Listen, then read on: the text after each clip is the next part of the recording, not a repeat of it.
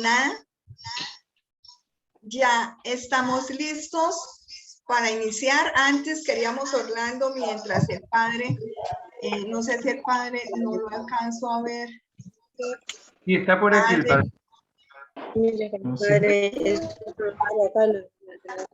Si quieres, Orlando, te dice coadministrador, ¿me ayudas a silenciar?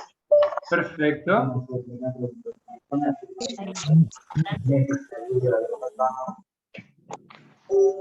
¿Sí? ¿Sí lo puedes hacer? Perfecto. Vale. Ahí, abrí tu micrófono que te silenciamos. Sandrita, abrí tu micrófono, ahora sí. Bien. Sandra, ahora sí puedes abrirlo, ¿eh? Sandra, tienes que abrir el micrófono. Abre el micrófono del computador y bájale un poquito más del volumen al celular. No te escuchamos, Sandra. Ya abrí el micrófono. Perdón, padre, ya, buenas noches. Perdón, qué pena con ustedes, silencié el micrófono. Padre, bienvenido y bienvenido nuevamente a todos los que nos están acompañando. Ya estamos cerca de 80 personas, felices de ese sí. De todos, están desde Yopal, bueno, hay muchas personas de Casanare. Yo le decía al padre William que era la fanaticada. Al padre que lo apreciamos mucho, que lo queremos mucho y por eso muchas personas, ese sí definitivo para estar acompañándonos en esta noche. Tenemos personas de Pácora que ya nos habían acompañado, Gabriel, Gloria, bueno, otros compañeros que ya habían estado en el anterior taller. También, padre, nos está acompañando David, que nos va a apoyar con el tema de la música. No más, de aquí en adelante, el micrófono es completamente suyo, padre.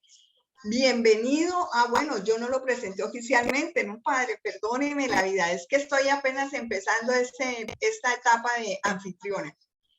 Bueno, para los que no conocen al padre William, es el presbítero padre William Martínez, sacerdote de la diócesis de Yopal, actualmente es párroco de la parroquia de San Miguel Arcángel, delegado diocesano para la pastoral juvenil y especialista en teología pastoral con énfasis en pastoral juvenil.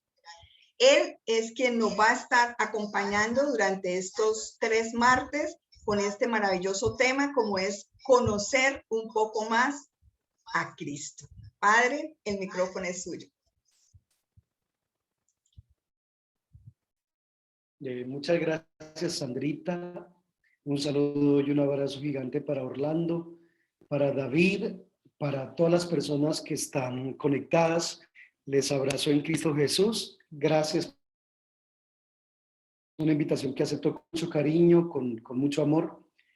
Pues no obstante un poco las dificultades en el manejo del tiempo, pero pues aquí estamos para aportar algo, no tanto desde lo intelectual, desde la dogmática, desde el tema conceptual o teórico dogmático, sino desde lo que yo manejo, que es lo pastoral.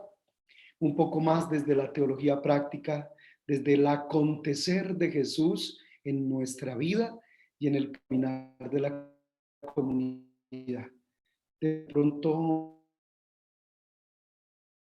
abstracta, más vivencial, experiencial, una cristología que brote de la relación nuestra con la palabra de Dios y de las relaciones entre nosotros, de ese estar de Jesús, de ese suceder de Jesús, de ese acontecer de Jesús en nuestras vidas. Así que pues, David, si quieres, vamos a arrancar con la canción que tienes preparada. Vamos a colocarnos en las manos del Señor, colocar este momento en las manos de Dios y pedirle a Él que con su divino espíritu Él nos ilumine. Vamos entonces a disponernos con sincero corazón, como nos invitaba hoy la primera lectura, a tener rectitud de intención. Con recto corazón te seguiré, Señor. Con rectitud de intención te buscaré y me dejaré amar y transformar por ti. En el nombre del Padre, del Hijo, del Espíritu Santo. Amén. Padre eterno, colocamos este momento en tus manos. Queremos conocer a tu Hijo. Queremos saber quién es Él. para poder entonces enamorarnos de Él y tener toda la disposición en nuestro corazón de querer servirlo, de querer ser instrumentos eficaces en sus manos, de permitir que su divino espíritu mueva todo nuestro para que podamos configurarnos con Él, para que podamos transparentarlo, para que podamos...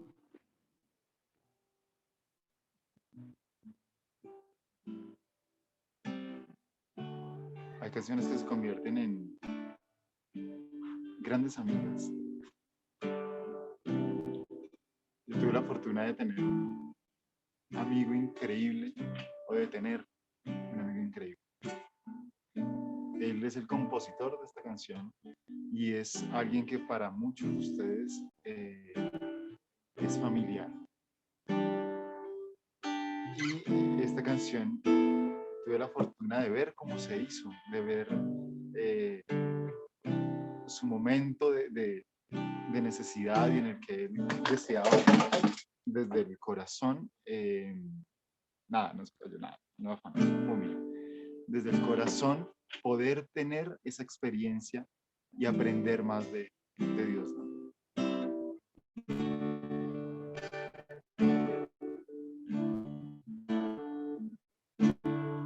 A tu presencia, oh Dios, traigo mi corazón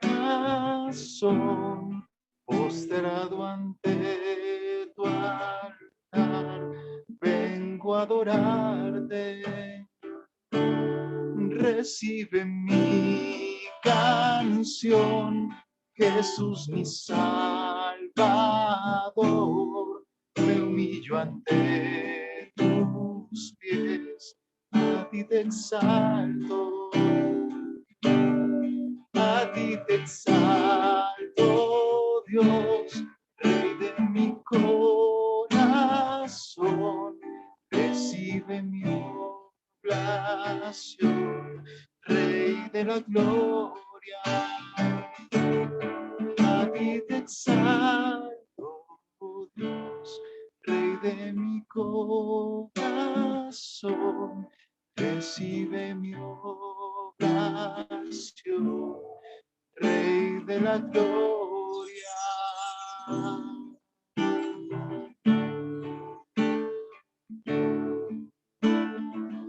Cuando tienes necesidad de Él, Él se encarga de buscar el momento, de tener el espacio, de que le encuentres. Y hoy es un momento perfecto para ello. A tu presencia, oh Dios, traigo mi corazón postrado ante tu altar. Vengo a adorarte. Recibe mi canción, Jesús mi Salvador. Me humillo ante tus pies, a ti te exalto, a ti te exalto, oh Dios, Rey de mi corazón. Recibe mi oración, Rey de la gloria, a ti te exalto, Dios, Rey de mi corazón. Recibe mi oración, Rey de la gloria.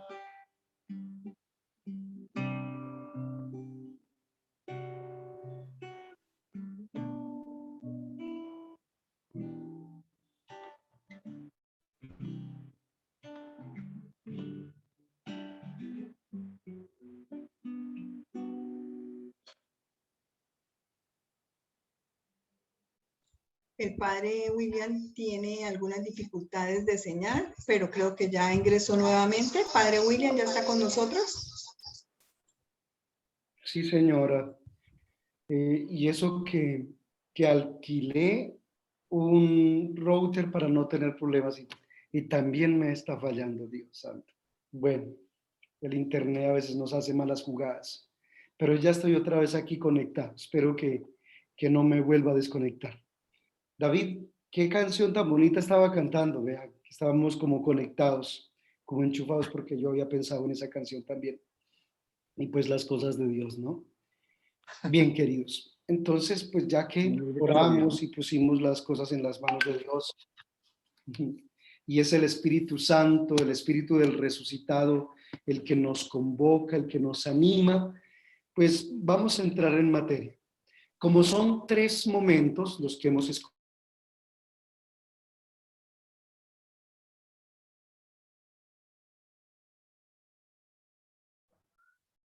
Está silenciado, padre.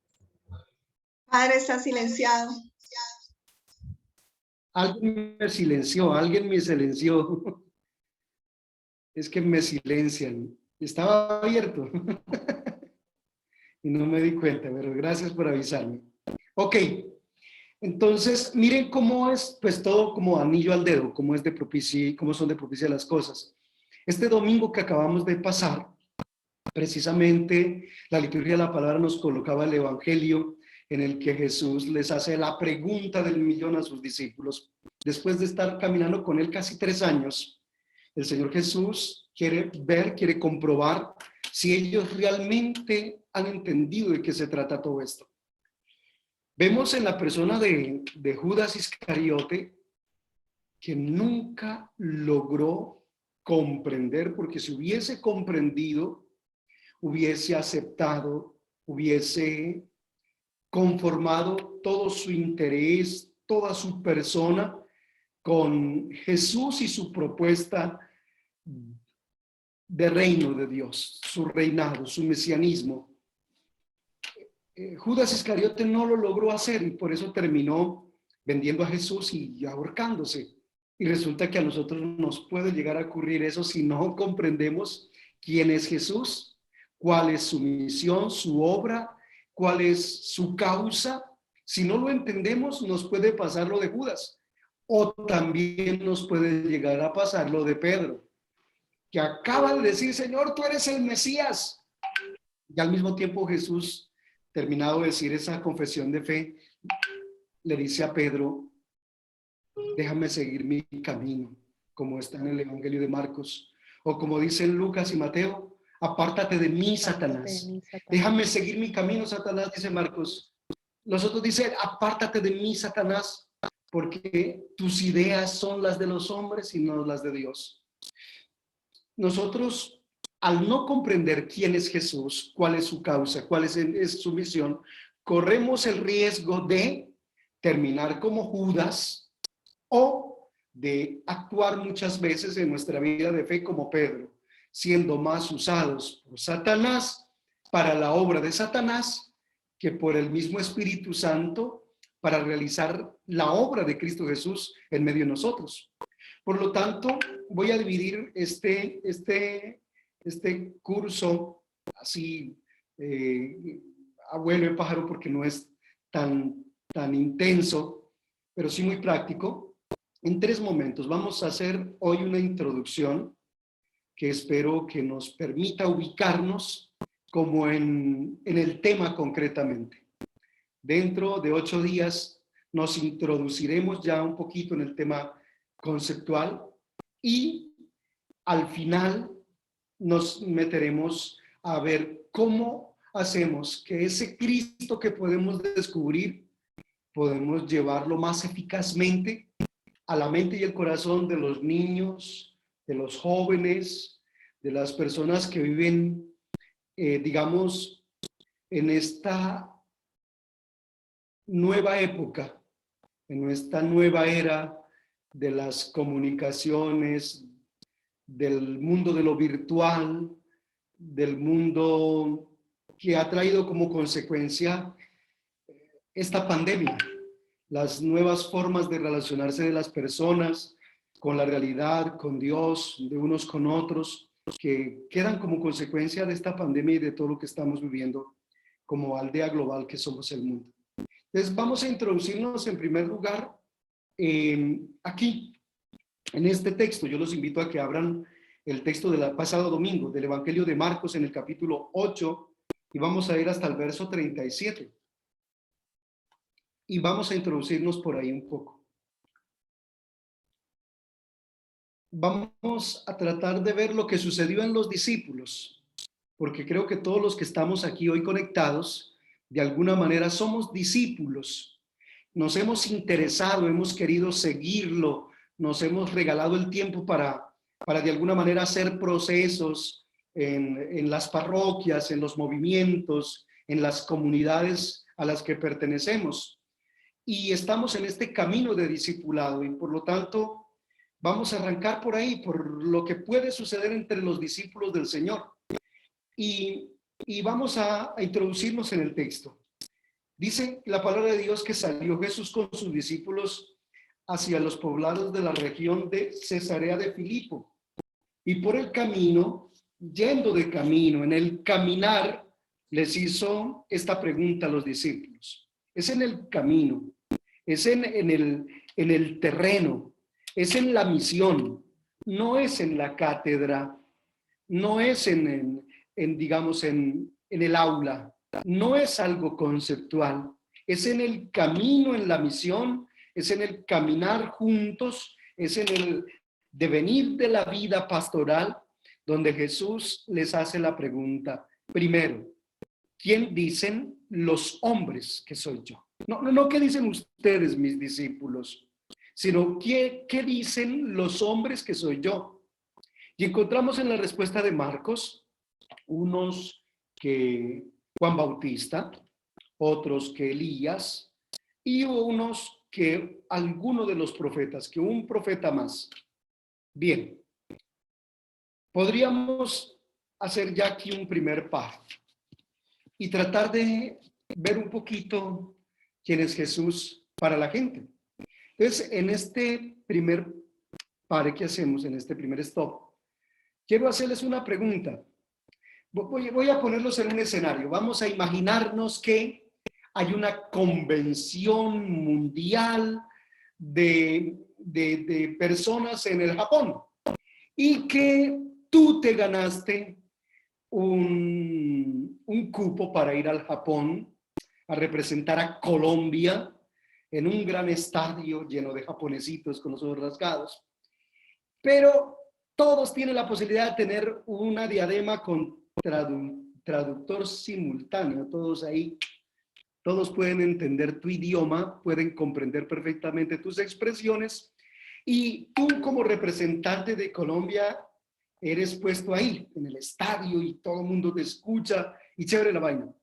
Y entonces te llaman a ti para que intervengas y te dicen, bueno, te preguntan por la gente, te preguntan por lo más importante de Colombia, y hay una pregunta en la que te dicen, dinos cuál es tu religión y brevemente explícanos en qué crees tú.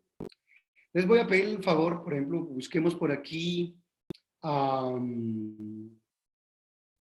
ver a quién le digo, a Nelson, que está conectado, o Jairzinho de Isdaisy. Alguno de los dos, por ejemplo, Jairzinho. A ver, prende el micrófono, Jairzinho. Ya. Buenas noches, Dios los bendiga. Jairzinho. Buenas noches. A ver. Gracias. Usted está allá en el estado en Japón, ¿no? Y le acaban de hacer la pregunta, ¿en qué crees, Jairzinho? Sí, rápidamente, explícale a esos japonesitos en qué crees tú. Estamos hablando de religión y de Dios. ¿Cómo es que viene la pregunta? ¿Me la repito otra vez? Y listo, estás en un estadio, tienes un aparato de traducción simultánea, todos te van a entender y quieren que tú les expliques los colombianos, cuál es la religión de los colombianos y en esa religión en qué creen. Tú vas a decir, pues me supongo que tú eres católico, ¿no? Entonces tú vas a decir, yo soy católico y los católicos creemos en... Los católicos creemos en Jesucristo como nuestro Señor y Salvador. Y también por la intercesión de la Virgen María, que fue la madre de Jesucristo.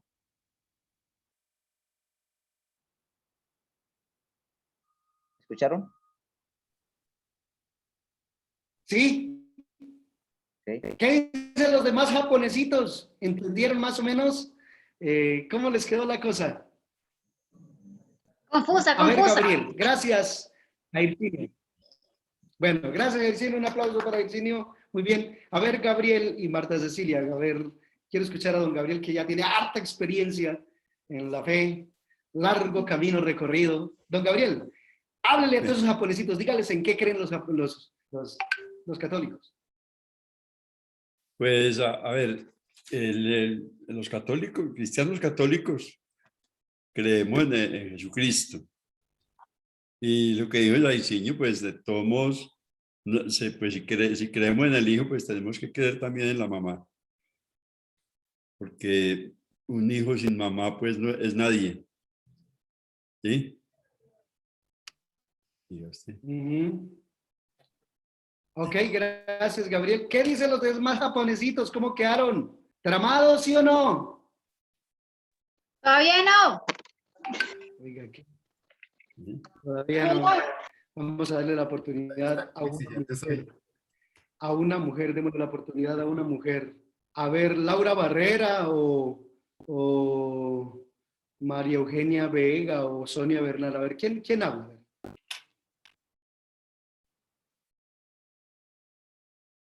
¿Alguna? Vamos.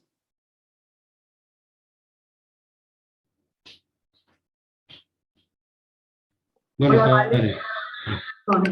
Disculpe. Sonia Bernal. A ver, Sonia. Hola, buenas noches. Sí, la escuchamos. Yo creo en un Dios de amor, de vida. Es un Padre amoroso, que con misericordia los católicos y todos los seres humanos, no los católicos, porque Él es un Dios para todos.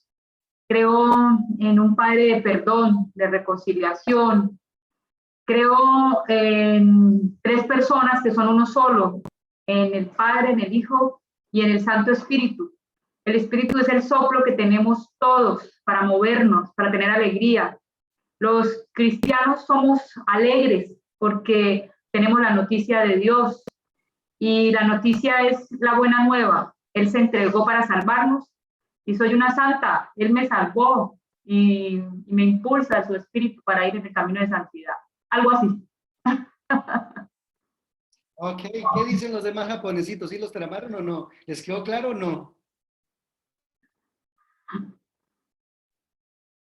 Ok. De todos modos, pues no, es que también lo que dice Sonia es muy verídico, porque es que tenemos un Dios trinitario, pero pues de todos modos, pues nosotros en la profesión de fe, en el credo, estamos creyendo en los tres, como cristianos católicos, creemos en los tres. Eso, Gabriel, eso.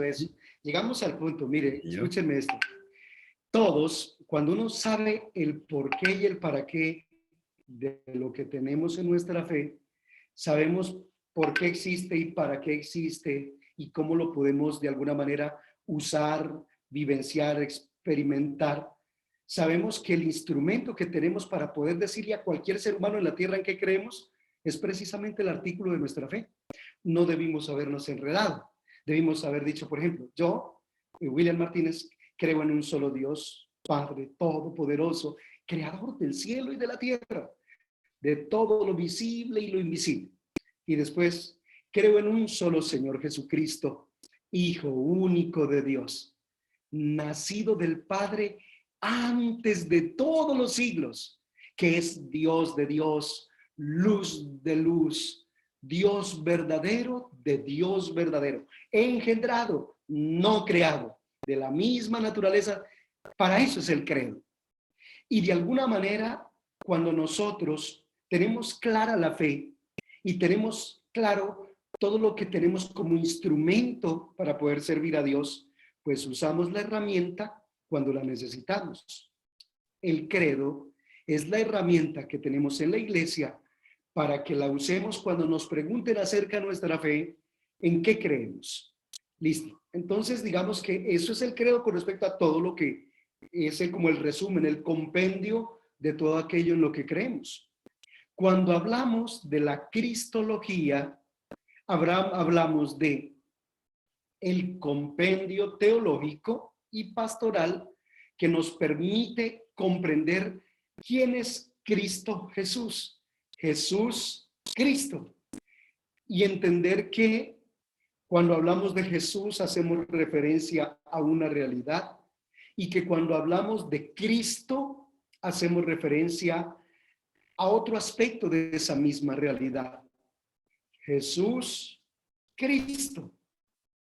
Y cuando habla eso, hablando teóricamente, si nosotros vamos a hablar pastoralmente, los distintos enfoques de la concepción de Jesús pueden llevarnos a extremismos en los que podemos llegar a caer, por ejemplo, en el error de incluso llegar en nombre de Jesús a empuñar las armas para buscar la libertad de los pueblos, como muy seguramente en algunas desviaciones pastorales o teológicas terminaron usando cierta lectura de Jesús en la historia y en la vida del quehacer de la iglesia, que llevó a hermanos sacerdotes incluso a formar, inspirar, formar y empuñar las armas en las guerrillas. Por ejemplo, todo lo que sucedió con la lectura equivocada, de alguna manera,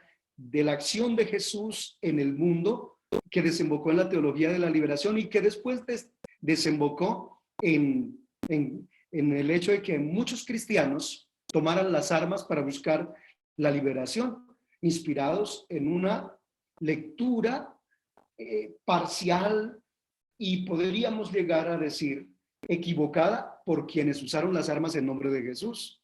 Esos son los extremismos de una no comprensión de la persona de Jesús, de su causa y de su misión. Entonces, extremismos como el hecho de que incluso sacerdotes y laicos, incluso muchas veces movidos con buena intención, terminaron usando las armas, justificándose en el nombre de Jesucristo nuestro Señor.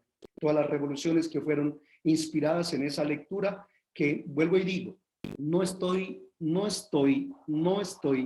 satanizando ni tachando la teología de la liberación, porque tiene muchos elementos importantísimos, valiosísimos, maravillosos para nuestra fe, sino que estoy diciendo que la lectura equivocada puede llevarnos a extremismos como esos, o extremismos como convertirnos en pequeños inquisidores de la fe, pequeños totalitaristas y pequeños, no sé cómo decirlos, dictadores en la fe. A veces nosotros sentimos que somos el ombligo del mundo y que todo mundo tiene que entonces pensarla como yo, verla como yo, sentirla como yo.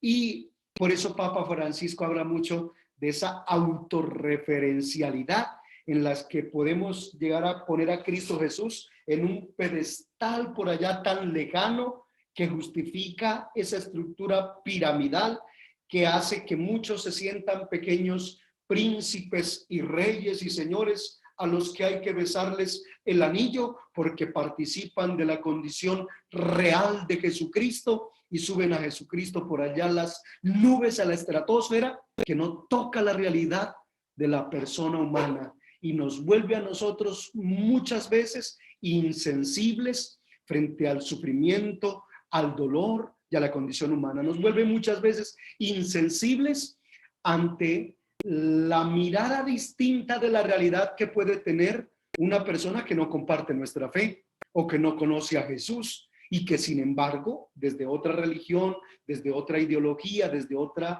aspecto de la realidad puede ver la vida. Nosotros podemos llegar a convertirnos en una especie de neofariseos que usando la fe terminamos haciendo con las personas lo mismo que los sumos sacerdotes, los escribas, los maestros de la ley terminaron haciendo con nuestro Señor Jesucristo. Entonces, vean, les explico algo. La no comprensión de esta realidad puede llevarnos o a extremismos de muerte que terminan justificando el enfrentamiento social la puja entre personas, el hecho de que uno se sienta autorizado para dañar y lastimar con la violencia, o al otro extremo, que es el que yo les estoy diciendo, el clericalismo, el fundamentalismo religioso, el fanatismo religioso de quienes se pegan más en los aspectos de la ley, del rito, de la institución. Recuerden de qué estaban pegados los judíos. ¿Cuál era, qué era para ellos más importante que la persona humana? Usted podía jurar por sus papás, por sus hijos, pero por el templo no se le podía ocurrir jamás llegar a hacer eso. Entonces, ellos cambiaron la dignidad humana, la vida humana, la libertad humana, la dignificación del ser humano, lo cambiaron por la ley por la ley, la institución, el templo, el rito. Y contra esto fue que vino a enfrentarse Jesús. Miren, tan radical puede ser la no concepción del mesianismo de Jesús y de la persona de Jesús, que puede llevarnos a que en nombre de Dios metamos a seres humanos en cruz, porque fue en nombre de Dios que metieron a Jesucristo en la cruz. Vean, la ley de Dios usada para meter a personas en cruz. No sé si me hago entender con eso. Oiga, usaron a Dios para justificar el meter a un ser humano en cruz. Como todavía hoy día siguen lapidando a mujeres en Medio Oriente. Ustedes se han dado cuenta de las lapidaciones actuales. Ahora los entierran a los dos, al hombre y a la mujer. Pero al hombre lo entierran hasta las rodillas, de cosa de que cuando empiecen a llover piedras pueda tener suficiente campo y es capaz de irse. Y a la mujer la entierran hasta la cintura y si fue un poco más grave la cosa, hasta aquí, para que pueda morir apedreada todavía en nombre de Dios, defendiendo la ley, la rectitud y la pureza. Se sigue metiendo a gente en cruz y nosotros lo seguimos haciendo. Miren, fíjense, por ejemplo, todavía sigue apareciendo en nuestra iglesia hoy día. ¿Cuántos cristianos católicos de los que van a misa con nosotros detestan a Papa Francisco y si quisieran y si pudieran tener la oportunidad lo meterían en cruz? ¿No anda nuestra iglesia dividida en los partidarios de Francisco y los detractores de Francisco, de Papa Francisco? A esos que me estoy haciendo referencia. O sea, una mala concepción de la cristología, una mala lectura de la persona de Jesús y de su obra puede llevarnos a desviarnos de lo fundamental. Y lo que voy a intentar hacer en este curso de cristología es que juntos podamos aprender a entenderlo a él y su causa. Y entonces tendríamos que meternos al centro, este letrerito que está puesto encima del crucifijo. Santicos, por amor a Jesús, siempre que intervengan en cualquier lugar, espacio, jóvenes, niños, adultos, movimientos, comunidades, usen este letrerito. Ese no está de adorno, no es la marca del crucifijo. Véndame allá un crucifijo marca Henry. No es la marca del crucifijo. Es lo que nos permite por los siglos de los siglos de los siglos de los siglos recordar el tema de Jesús, la causa de él. Este letrerito. Ese letrerito que Pilatos no quiso cambiar. ¿Se acuerdan? Quiten ese letrero. No escriban el rey de los judíos. Escriban más bien, dijo que era el rey de los judíos. Y el hombre dijo, lo escrito está. Y está escrito para que por aquí arranquemos nuestro curso de cristología. ¿Listo? Entonces volvamos, arrancando por este letrerito, volvamos al texto de Marcos, el del Evangelio del domingo. Por favor, regresen allá. A ver, todos, Marcos 8, 27. Y entonces, Cuando les hizo la pregunta al millón, ¿quién dicen los hombres que soy yo? Ellos le respondieron, unos que Juan Bautista, otros que Elías, otros que uno de los profetas. Y entonces él les preguntó, pero ustedes, y aquí está la pregunta para ti y para mí, discípulos del Señor, ¿quién dicen que soy yo? ¿Quién es Jesús para ti? Usted nos ha dado cuenta, santicos, lo que pasa en la mayoría de nuestras parroquias con el tipo de líderes que hay conmigo. Me cuento, en nuestras parroquias, sacerdotes, religiosos, laicos, jóvenes. ¿Qué tipo de Jesús tenemos en la cabeza? ¿Qué tipo de relación establecemos con Él? ¿Cuál es el Cristo que mostramos? Y nos vamos a dar cuenta, santicos, que aquí es donde está el meollo del asunto.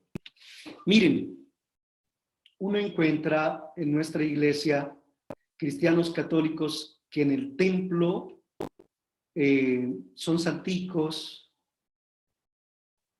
y después en la calle, entre los amigos, contradicen totalmente su fe por los comportamientos morales, digamos, que desdicen de su condición de cristiano. Encontramos sacerdotes ateos. Ateos prácticos, como dice el Papa Francisco, el ateísmo práctico. Teóricamente somos buenísimos para echar discursos sobre Dios. En la práctica lo negamos totalmente. Hay ateos teóricos que muchas veces se terminan comportando mejor que nosotros, los creyentes teóricos, pero ateos prácticos. Y muchos ateos teóricos son creyentes prácticos, porque nos dan sopa y seco en defender la dignidad humana, en trabajar por la libertad de los oprimidos, en practicar la misericordia, en dignificar la vida de las demás personas, en trabajar por la paz determinada radicalmente, en desprenderse lo material, en ver al otro con dignidad y respeto. Y también encontramos curitas, monjitas, catequistas, arrabiados, amargados, aburridos, aislados, encerrados, sin ninguna disponibilidad, que todo el tiempo regañan a la gente, que creen que son dueños de las personas y tienen que hacer como él lo diga, cuando él lo diga, y que, bueno, sigamos por ahí. Entonces, ante esa pregunta, Pedro contesta con sabiduría. De hecho, en los otros evangelios, no el de Marcos, sino el de Lucas y Mateo, Jesús le responde, Pedro, eso que has dicho no te lo ha revelado la carne, eso que tú has dicho lo ha puesto mi Padre en tu corazón. ¿Cierto? Con respecto a la respuesta de Pedro, allá lo podemos encontrar en el Evangelio de Mateo, en el capítulo 16, del verso 13 al verso 20. Pueden confrontar usted la respuesta de Pedro en Marcos con la respuesta de Pedro en Lucas y Mateo. En Lucas está en el capítulo 9, verso 18 al verso 21, si quieren escribir las notas, perdón, las citas bíblicas, donde pueden encontrar el testimonio de Mateo, Marcos y Lucas con respecto a la gran pregunta por quién es Jesús. Y ese es el meollo que vamos a intentar tratar de resolver aquí en este curso de teología, perdón, de cristología, desde una visión pastoral, desde una visión práctica de nuestra relación con Jesús. Entonces, ¿con qué nos encontramos? Con un Pedro que responde maravillosamente, Señor, tú eres el Mesías. Y entonces nos vamos a la palabra Mesías y todo lo que encierra la palabra Mesías, que es el enviado de Dios, que es el ungido de Dios, que es el que esperaban los judíos, porque lo habían anunciado los profetas, el gran esperado por todos, el que todos anhelaban con toda la fuerza de su ser, el Mesías. Punto. No dijo más. En Marcos. Y Jesús les dice, y aquí hay un aspecto precioso de Jesús, que no busca el espectacularismo, que no busca fanáticos, seguidores, cual influencers modernos que buscan producir dinero con el impacto de sus cosas, no, sino con un Jesús que no le interesa tener masa, que no le interesa tener montoneras, que no está interesado en crear fanatismos, fundamentalismos de masas que le siguen. No, un Jesús que les dice, no se lo digan a nadie. Porque es más importante descubrirlo, experimentarlo, que saberlo, porque otros... ¿Para dónde va Vicente? ¿Para dónde va toda la gente? Y aquí encuentro una diferencia enorme entre el tipo de creyentes latinoamericanos, colombianos, y el tipo de creyente, por ejemplo, de los muchachos que creen. Yo tuve la oportunidad de vivir allá en Italia y me di cuenta la diferencia tan enorme entre un creyente europeo y un creyente latinoamericano.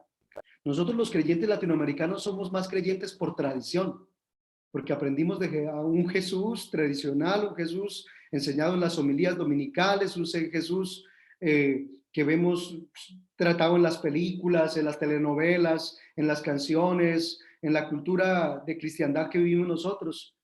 Pero un cristianismo al que no le interesa Jesús, sino las cosas de Jesús.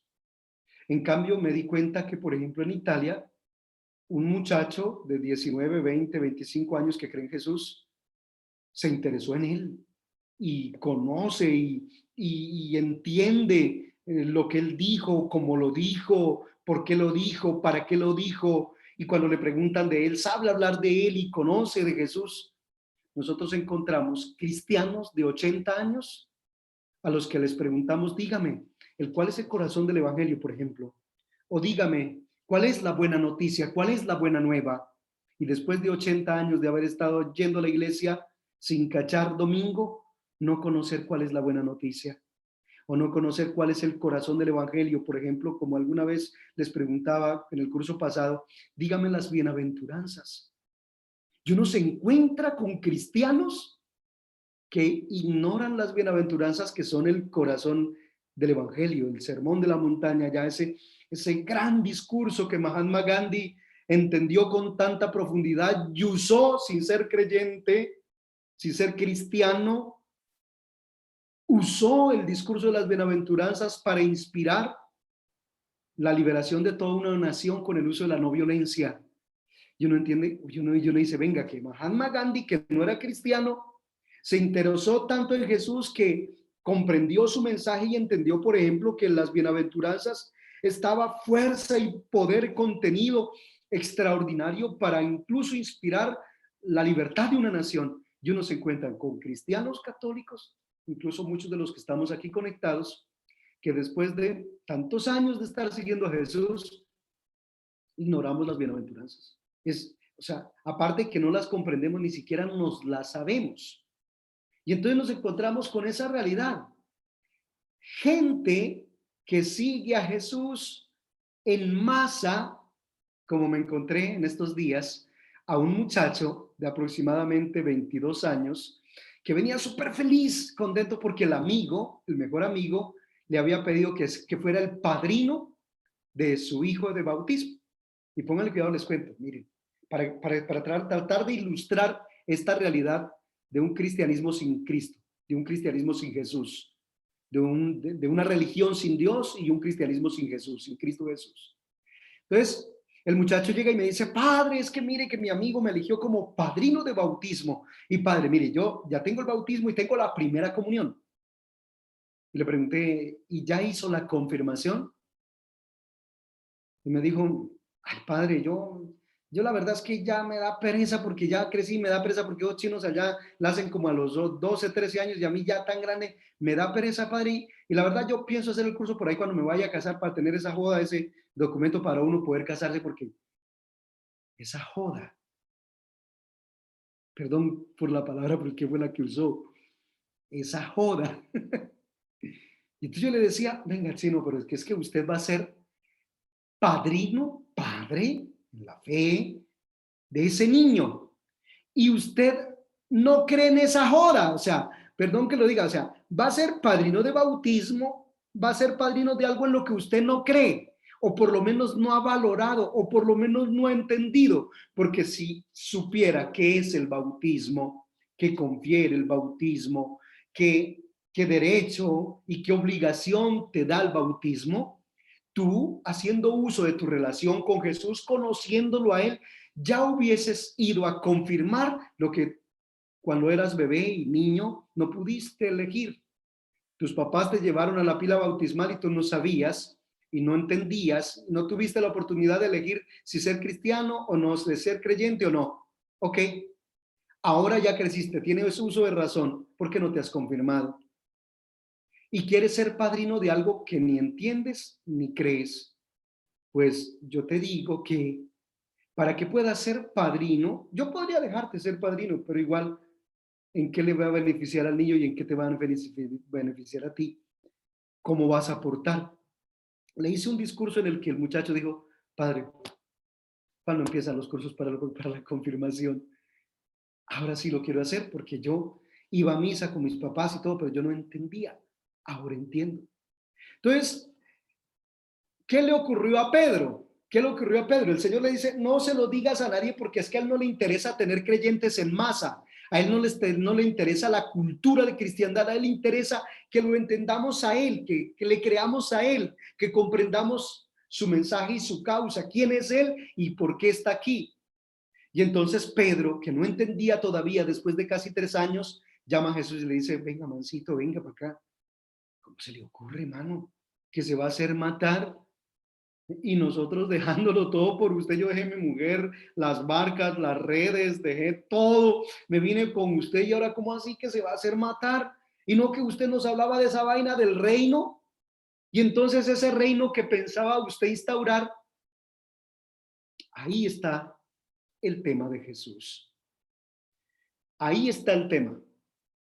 Y ahí está el mesianismo. Ojo con las dos cosas.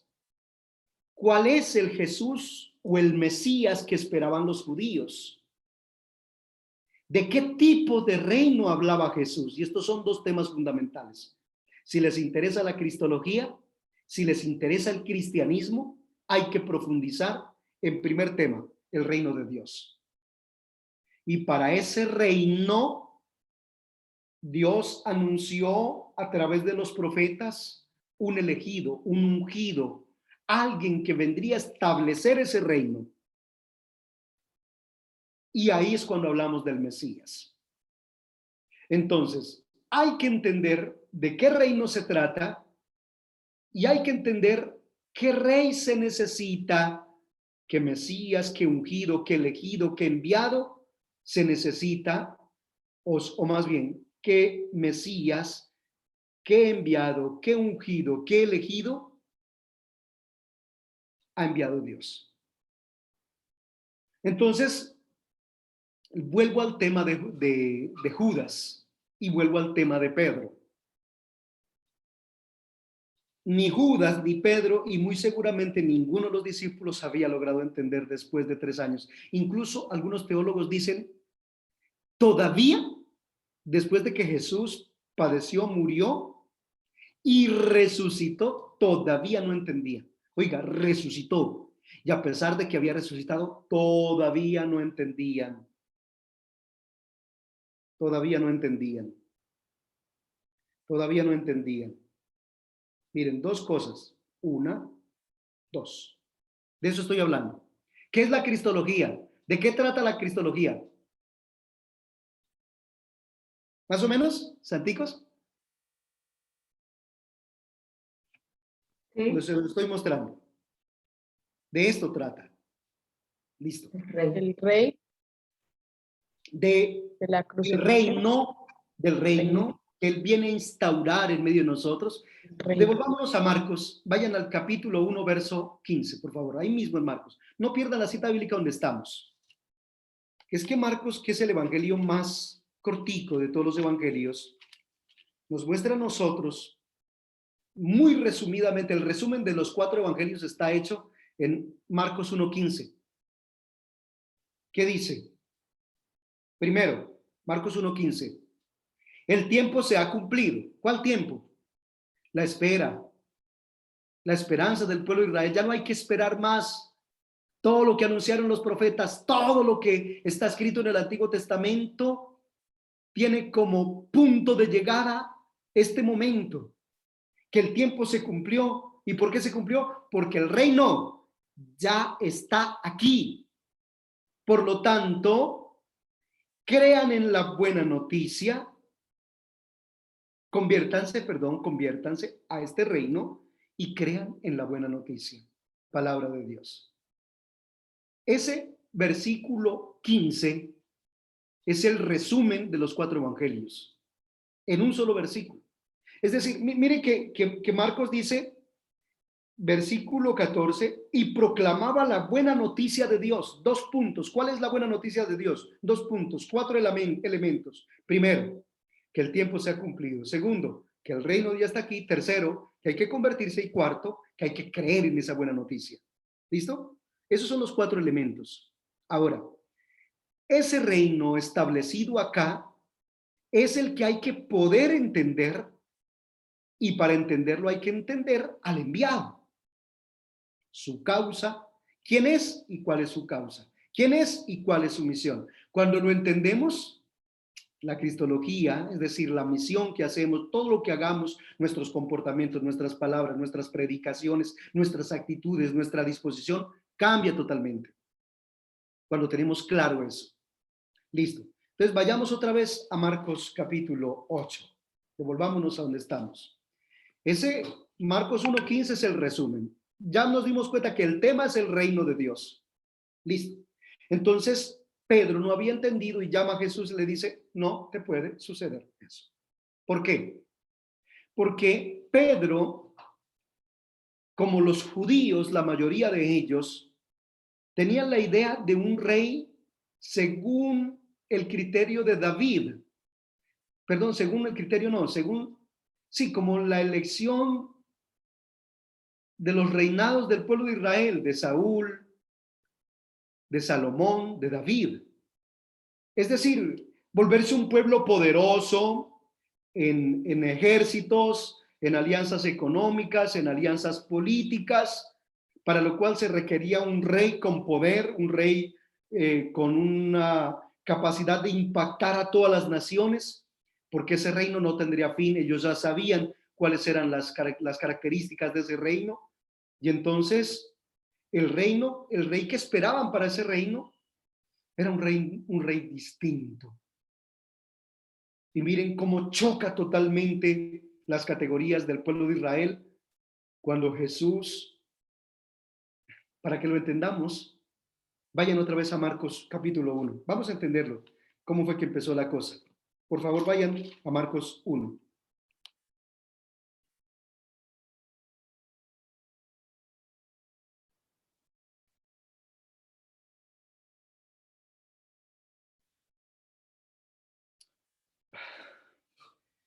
Si el lugar más importante, el más sublime, el más central de toda la fe de los israelitas, el lugar es el templo.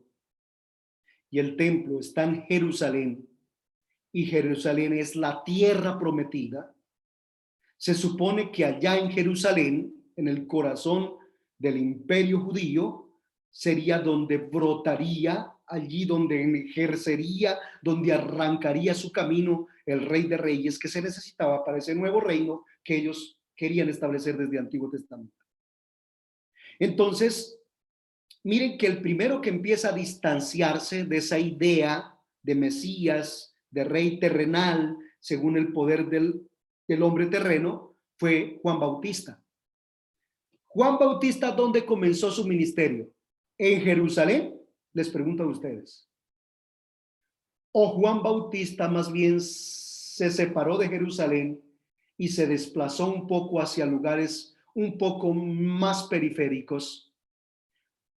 Juan Bautista ejercía su ministerio y la gente viajaba desde las distintas comarcas en la ribera del río Jordán.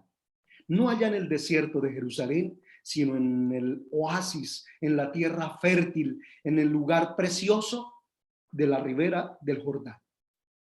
Allá fue donde empezó Juan Bautista. O sea que Juan Bautista, que es el precursor, empieza a abrir el camino para un nuevo mesianismo, una nueva manera de concebir la acción de Dios en medio de los hombres, alejándose de la institución, alejándose de la institución de la ley y del templo y de Jerusalén y del rito para desplazarse al Jordán. Y ahora, versículo 14, capítulo 1, verso 14 de Marcos. Por favor, lean ese versículo. Dice, después que Juan fue entregado, marchó Jesús a Galilea. A Galilea. Extraño, el Mesías, el Rey y Señor, no inicia su ministerio, porque recuerden que en el verso 12 nos dice, a continuación el Espíritu lo empujó al desierto y permaneció allí 40 días siendo tentado por Satanás. Estaba entre los animales del campo y los ángeles le servían.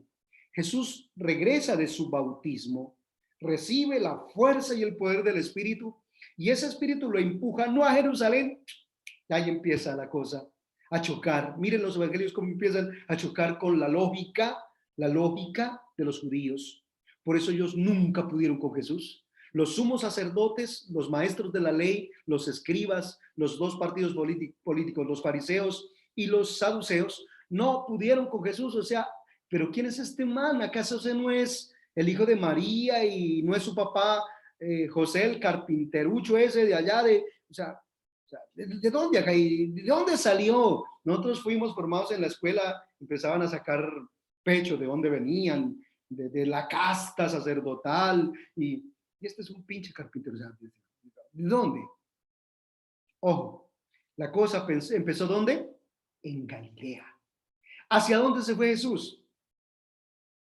Vayan al verso 16, ahí mismo en el capítulo 1, verso 16. Pasando junto al lago de Galilea vio a Simón y a Andrés. Iba Jesús bordeando el mar de Galilea. ¿Saben por qué Papa Francisco es tan cristiano?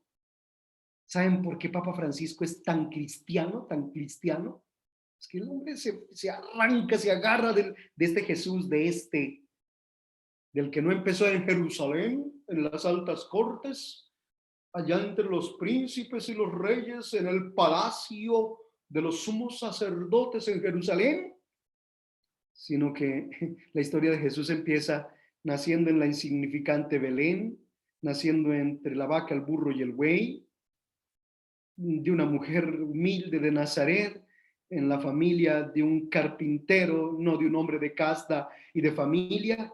Y no solo arranca el misterio de Dios por ahí, sino que también el misterio de Dios arranca manifestándose en el comienzo de su ministerio allá en Galilea, bordeando el mar. Es un lenguaje simbólico. ¿Qué es el mar? ¿Qué representa teológicamente el mar para nosotros los cristianos? El mundo, la humanidad, la tierra. El mundo, este mundo donde hay gente buena y gente mala, donde existen estructuras de opresión, de marginalidad, de esclavitud, pero también hombres con iniciativas de salvación, de dignificación, de libertad para los hombres. Este mundo, el mar. Jesús no fue a buscar sus discípulos entre los doctores de la ley, entre los sabios fariseos y maestros, entre los escribas, entre los doctores y sumos sacerdotes. No fue a buscar a ninguno de sus discípulos por allá. Y esto ya es un choque fortísimo que nos enseña ya una característica fundamental de Jesús y de su reino. Jesús fue a buscar sus discípulos y sus apóstoles en la periferia, bordeando el mar, en la periferia. Por eso Papa Francisco nos dice, salgan de sus palacios y váyanse a las periferias existenciales, porque es en las periferias existenciales donde van a encontrar los verdaderos discípulos. Allá es donde van a encontrar la gente con sangre en el ojo y con pelo pa' moño, para esta obra, para esta obra. Los van a encontrar allá, no entre los acomodados, sabios, purísimos, castísimos, santísimos, que ya están a otro nivel y que creen que ya están más allá del bien y del mal. El Señor empezó allá, entre los que no contaba. Fue a buscar a los que nadie veía. Y ahí ya empieza la revolución de un reino que choca con nuestra lógica, que nos manda una lógica distinta, que nos hace entender el evangelio que viene a desafiar nuestras lógicas humanas. Por eso Jesús le responde a Pedro: déjame seguir mi camino, Satanás. Y le dice Satanás, diciéndole concretamente por qué. Porque tú, más exactamente dice, Está hablando como hombre. Es que estaba aquí, perdón, en el capítulo 8.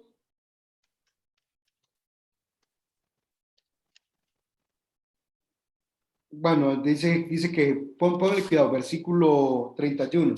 Por favor, vayan a Marcos 31, para que entendamos la razón.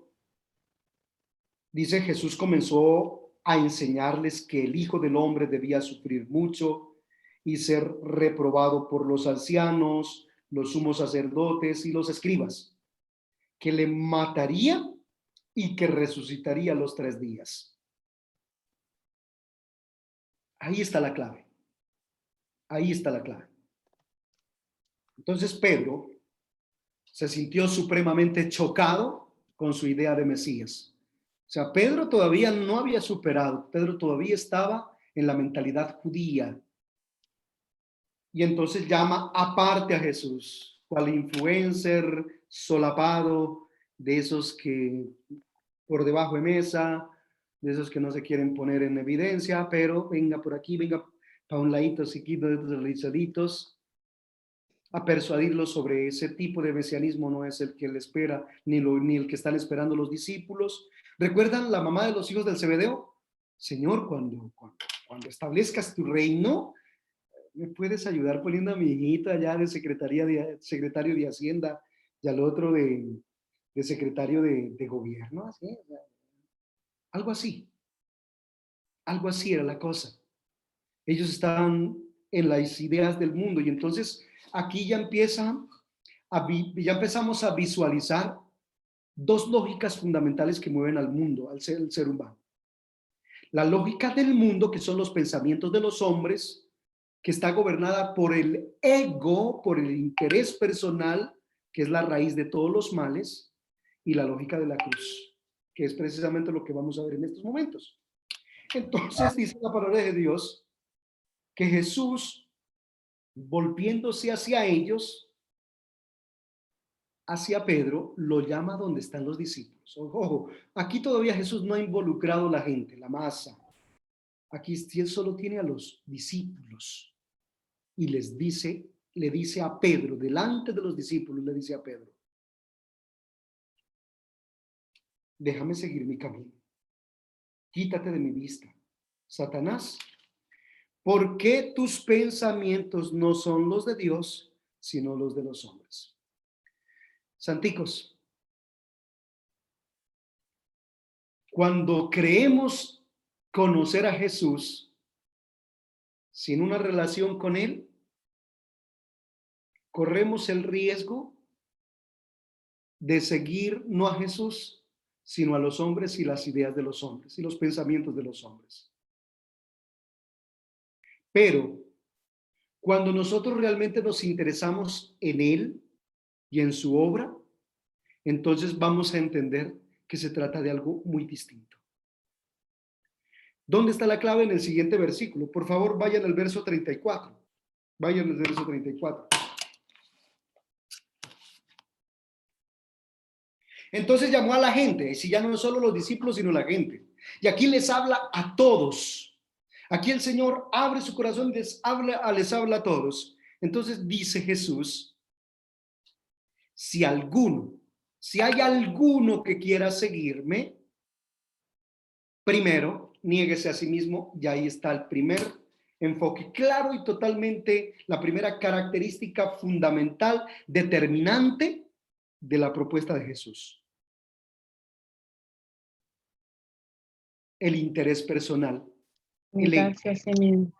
Negarse a sí mismo significa obrar en la lógica distinta a la lógica del mundo. El hombre pagano, el hombre mundano, el hombre sin Dios que se la pasa en misa, el hombre sin Dios que celebra 4 misas diarias, el hombre sin Dios que ya hizo primera comunión, bautismo, confirmación, hizo matrimonio y hasta orden sacerdotal, porque hay unos que ya completaron los 7 sacramentos completicos. A mí me falta el matrimonio, ya tuve unción de los enfermos y todo eso. Pero nos podemos encontrar gente sin Cristo Jesús, sin este Cristo. ¿Por qué no hemos entendido esta lógica sino la lógica del mundo, que es la lógica de lo contrario a renuncia a sí mismo? ¿Qué sería lo contrario a renuncia a sí mismo? Si lo primero que hay que hacer para seguirlo es renunciar a sí mismo, y esta es la prueba más clara de renunciar a sí mismo, ¿cuál es la lógica del mundo? Meta a otros en cruz. ¿Cuál es la lógica del mundo? Evite la cruz, rechace la cruz. ¿Cuál es la lógica del mundo? El yo. El yo, el ego. Y ahí está la raíz de todos los males. La raíz de todo el pecado. Por eso es que no se habla de los pecados. Pablo, allá en los Romanos, en el capítulo 7, no habla de los pecados, habla del pecado como una realidad estructural, capaz de dominar al hombre y esclavizarlo, que brota fundamentalmente del interés personal, que en lenguaje filosófico sería el ego, del cual se desprende el egoísmo, el egocentrismo, la egolatría. ¿Cuál es el culto debido a Dios? Latría. ¿Cuál es el culto a los falsos ídolos? Idolatría. ¿Cuál es el culto totalmente falso que nos lleva a una religión sin Dios, a un cristianismo sin Cristo? La egolatría. La egolatría. Y entonces Pedro todavía está dominado por la lógica de la egolatría, del egocentrismo, del interés personal, de conquistar lo terreno, lo pasajero. Por eso Jesús era tan enfático: busquen primero el reino de Dios, que lo demás les vendrá por añadidura. La lógica del mundo es: busquen primero este mundo, acomódese, mano. Piensen usted, dedíquese a lo suyo, mija, no siga sufriéndole a ese man. Piensen usted, sea feliz usted, dedíquese a usted. ¿Qué? Por estar pensando en los demás y ve cómo le va. La lógica del mundo. ¿Listo? ¿Hasta aquí donde voy? Entonces ya empezamos a esbozar un poquito este tema para poder entender este tema. Vamos a desembocar en este tema, ¿cierto? El curso es de aquí. Pero para poder entender este curso hay que entender este curso. Y entonces estamos en esta lógica. ¿Listos, Santicos? Estas dos lógicas, que es una lógica de lo mismo. Pero estamos hablando desde ya un aspecto muy práctico en nuestra vida. No desde el concepto y la teoría, que si la Trinidad inmanente, que si la Trinidad trascendente, que si la... Bueno, ese tema lo vamos a ver dentro de 8 días. Un poquito. Que, uy, Dios mío, santísimo, yo sí sufrí en el seminario. Ay, madre, yo no estudie como un burro y conteste allá y que si se equivocaba en esta palabra, que si la sustancia, que si la hipóstasis, que si... Bueno, me hubieran explicado Jesús así un poquito. Yo me tardé en entenderlo y no es que ya lo entienda, estoy ahí en ese camino, pero creo que es más importante entender esta lógica desde el Evangelio. Diferencia entre sustancia y sustancia. Sustancia y sustancia. Sustancia, naturaleza, unión hipostática. Y uno queda más chiflado que chiflado. Pero bueno, eso es necesario también para comprender el misterio. No estoy diciendo que no sea necesario, porque pronto puede haber aquí algún teólogo dogmático y me puede estar mandando a freír espárragos. Yo soy teólogo, no soy teólogo, digamos que soy un sacerdote que estudió teología pastoral. ¿Listo? A ver, David. Padre, ahí hay una cosa interesante. Perdón. Sí, David, lo estábamos escuchando, ahora no. David, lo estábamos escuchando, pero su micrófono se cerró. Ahora sí, David, ahora sí. Ahora sí lo escuchamos, David.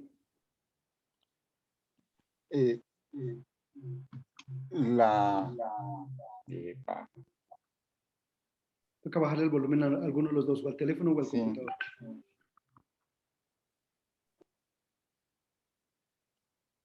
Aquí. Okay. Lo curioso es que eso de lo que estás hablando es parte fundamental de la vida o su final, el desenlace de la vida de Santo Tomás de Aquino.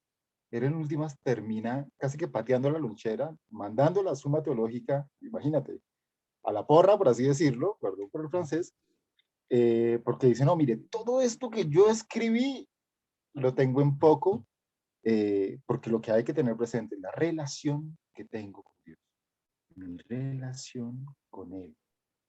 Eso es lo que me importa, conocerlo a Él.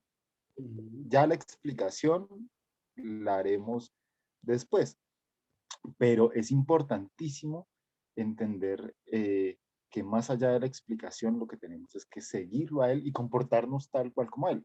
Tú hablabas al principio de algo interesantísimo y es, somos muy santos en la iglesia, a todo el mundo le decimos Dios te bendiga, etcétera, pero en la calle, cuando vamos en la moto, en el carro, en la bicicleta, en los patines, qué sé yo, caminando, podemos ser terribles seres humanos o unos ciudadanos muy difíciles. Nada, era un paréntesis ahí súper pequeño, perdón. Muy bien, David. Pues ya están como entendiendo el enfoque del curso de Cristología que estoy intentando hacer, ¿cierto? Hoy estoy haciéndoles un abrebocas para introducirnos un poquito en el personaje más apasionante de la historia. Padre, un momentito. ¿Me oye, padre? Sí, señora Obelia. Tengo ante la posición de David, del compañero David, tengo una inquietud. Si bien Pedro, diría yo, fue capaz, porque yo diría que Pedro, para decir, tú eres el Mesías, de una manera firme, es porque toma la palabra él en nombre de los apóstoles. Pensaría yo que la tomó en nombre de los apóstoles, como si le hubieran asignado a él la pregunta. Pero entonces, el padre lo ha dicho en algún momento, lo dijo ahora el hermano David, que en la iglesia vemos muchos católicos y claro, podríamos, no estoy negando que no, pero vamos a encontrar gente dogmática, todo aquello que el padre en muchos momentos nos insiste, de misa, de comunión, de ir, venir, de teoría, de lo puramente, pues, puramente teórico, en fin, pero ahí es donde va mi inquietud. Si bien los apóstoles, que a pesar de 3 años al lado de él, y el padre nos acaba de decir, y todavía no lo conocían, mi inquietud es, si bien todo es dogmático, toda esa doctrina, si es que así nos han adoctrinado, yo lo hablo a lo largo de los tiempos, entonces mi inquietud vuelvo. Para poder llegar uno a estar firme, padre, es como una pregunta, no se necesita haber sido esa persona de pronto de piedad, esa persona que ha practicado los sacramentos, los 4 sacramentos cristianos de la doctrina cristiana, y todo ello no ayuda para que yo pueda llegar a estar firme en el propósito de decir, conozco al Mesías, conozco a Jesús, porque los apóstoles lo conocieron, Padre, porque vivieron con él. Lo conocían, vivieron con él, compartieron, sabían sus gustos, iban descifrando sus gestos, sus palabras, sus signos, y por todo eso fue que ellos lo iban conociendo y fueron creciendo en esa fe. Entonces yo me digo, yo también tengo que vivir, compartir, y ese vivir con él, acercarme a él, conocerlo a él, ¿no será que necesito todo eso que llamamos adoctrinamiento? Gracias. Muy bien, voy a tratar.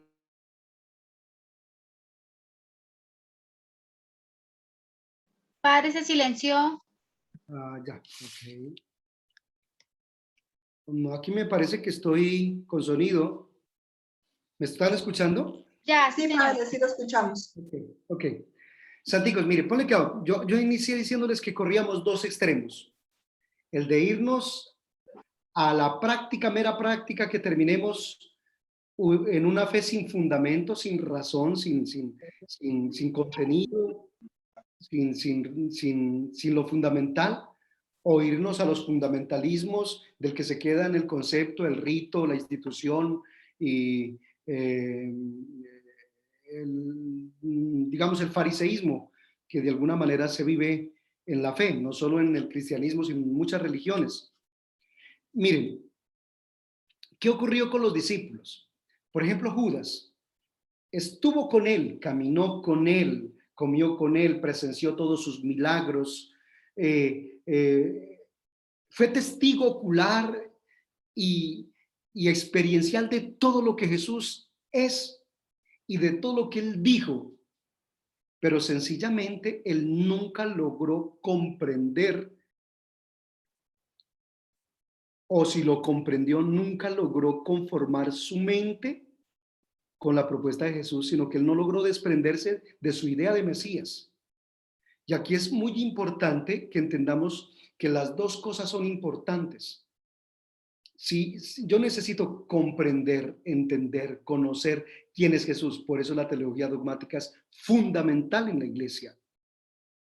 El problema es cuando yo me quedo con la dogmática y no con la praxis, con la pastoral, la praxis, la vida cotidiana, que se traduce en la moral, que se traduce en los comportamientos sociales, en los comportamientos afectivos, emocionales, en los comportamientos humanos en relación con los demás.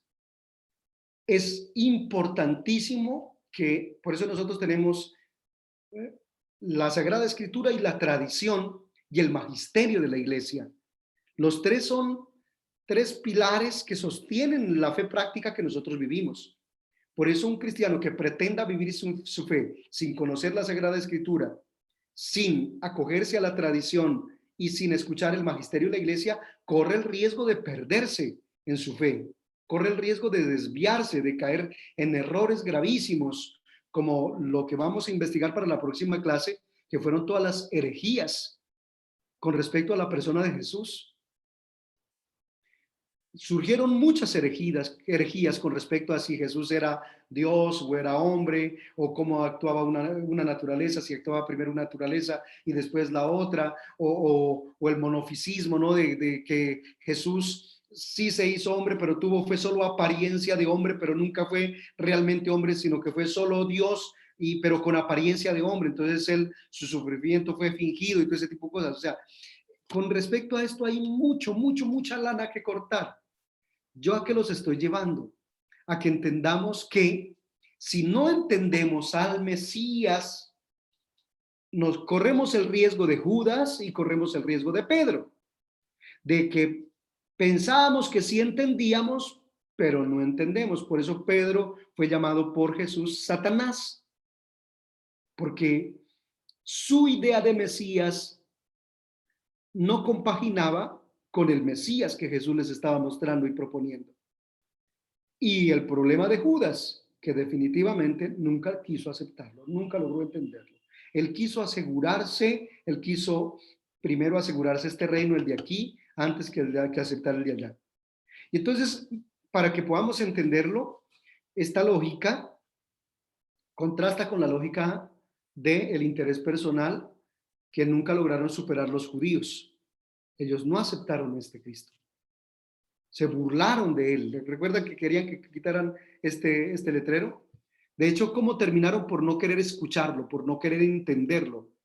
En el pretorio terminaron por desconocimiento de él, la masa, incluso los que él había sanado, los que él había curado, los que él había rescatado, manipulados en masa, sí, por no conocerlo bien a él, por no entender su causa, terminaron diciendo a este no, a Barrabás.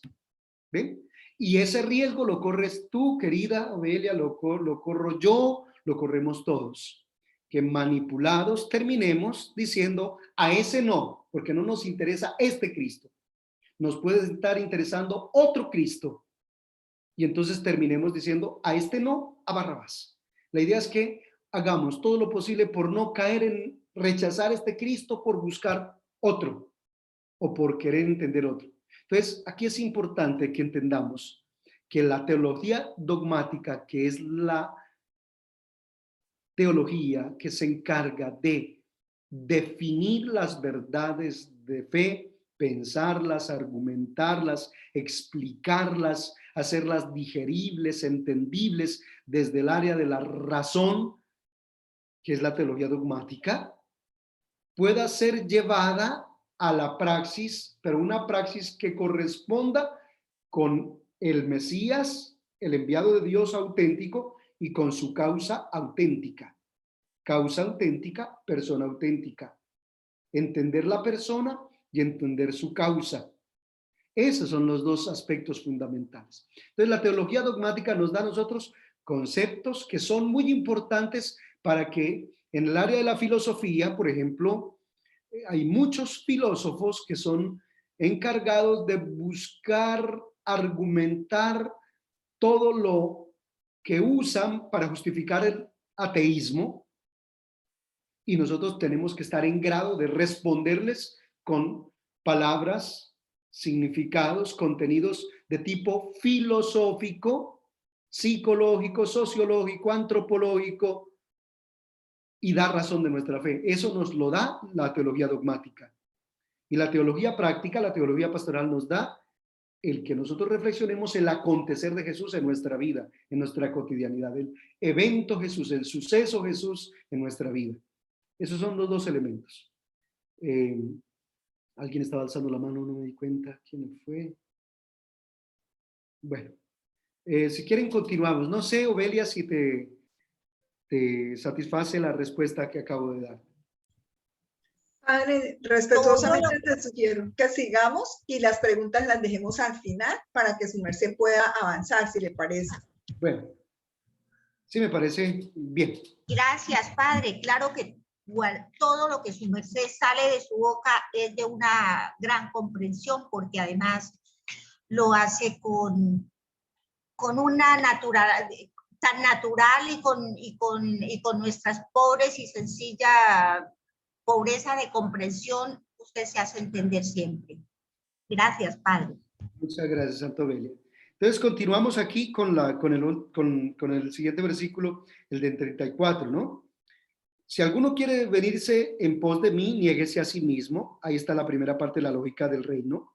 Segundo, cargue su cruz, tome su cruz. Y tercero, sígame.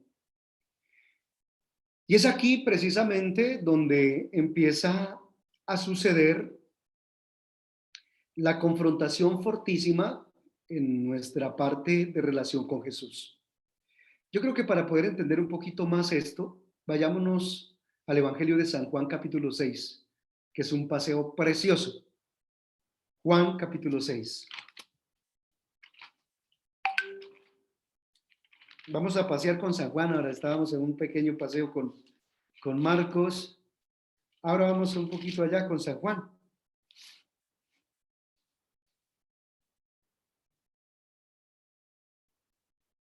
Vean.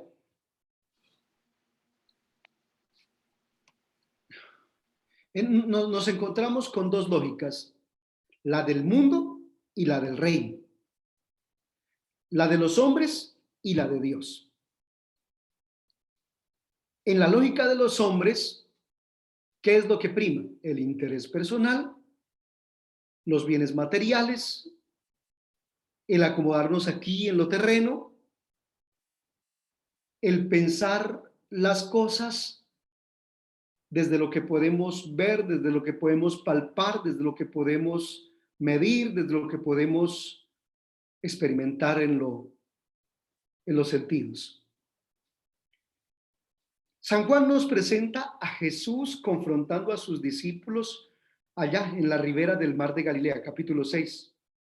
Dice la palabra de Dios que se trasladó Jesús a la otra ribera del mar de Galilea, a la ribera que está del parte pagana. Y dice que mucha gente le seguía porque veían los signos que realizaba en los enfermos. Es decir, que le seguía porque veía signos externos de sanación, de liberación, bueno, digamos, seguían al Jesús por sus milagros, por sus intervenciones en lo físico, en las necesidades concretas de los que lo buscaban. Y aquí aparece algo muy importante, y es que Jesús sube al monte y se lleva consigo a sus discípulos. ¿Qué es subir al monte? ¿Qué representa el monte para, dentro del lenguaje teológico, qué representa el monte para los creyentes? Orar con una oración íntima con Dios. Es el lugar donde se tiene el encuentro y la relación íntima y personal con Dios. Es el lugar del encuentro personal con Él. Es apartarse para colocarse en el lugar teológico que es el monte, que es el lugar de la presencia y del encuentro con Él. ¿Listo? Allá donde Dios habla, allá donde Dios interviene, allá donde Dios se muestra. Y entonces Jesús se los lleva allá al monte. Y dice en el contexto de ¿qué? En el contexto de la Pascua, de la fiesta de los judíos. Para hablar exactamente del contraste entre lo que Él está proponiendo, en lo que Él está diciendo y lo que los discípulos están creyendo y entendiendo. Él necesitaba comprobar si sus discípulos estaban entendiendo de qué se trataba lo que Él hacía y lo que Él decía. Y entonces nos encontramos que el Señor Jesús, al ver que hay mucha gente, pregunta a Felipe. Así como ahorita yo elegí a algunos de los que estaban aquí, Él llegó y eligió al Felipe. Vamos a ver, Felipito, vamos a ver cómo es que andamos de la cosa. A ver si le han servido ustedes 3 años andando para arriba y para abajo conmigo. Primero hay que entender que el Evangelio de San Juan fue escrito aproximadamente 100 años después de Jesús.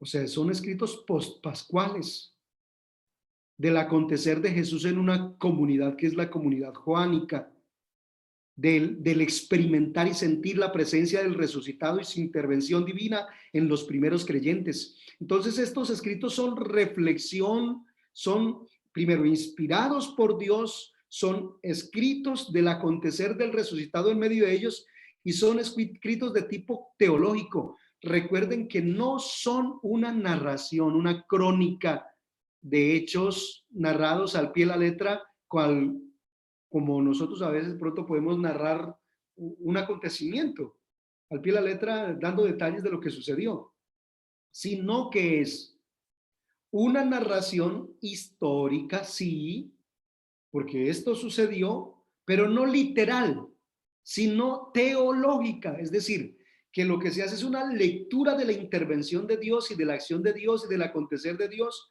en hechos concretos de la comunidad creyente, de la comunidad naciente, que es esta comunidad joánica. Entonces, cuando habla de 5,000 hombres, no se imaginen a los 5,000 hombres porque es un número simbólico, es un número teológico.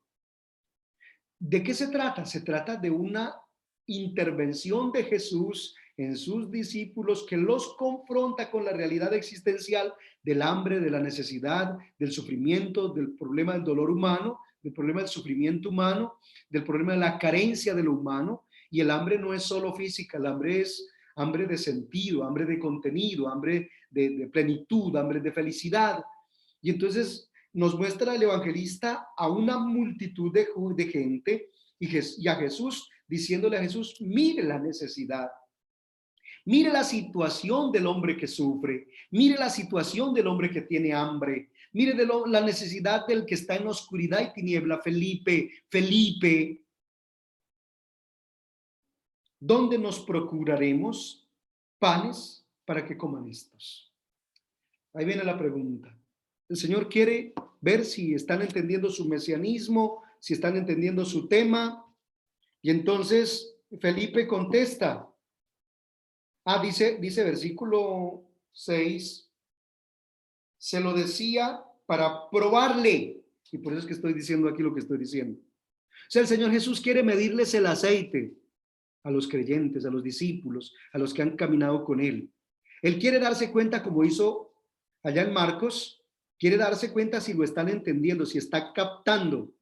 Y por eso dice para probarles, para medirles el aceite, para poner al descubierto a ver lo que están entendiendo. Le dice, se lo decía para probarles, porque él ya sabía lo que iba a hacer. ¿Listo? Entonces Felipe contestó metiendo las patas hasta donde más no pudo.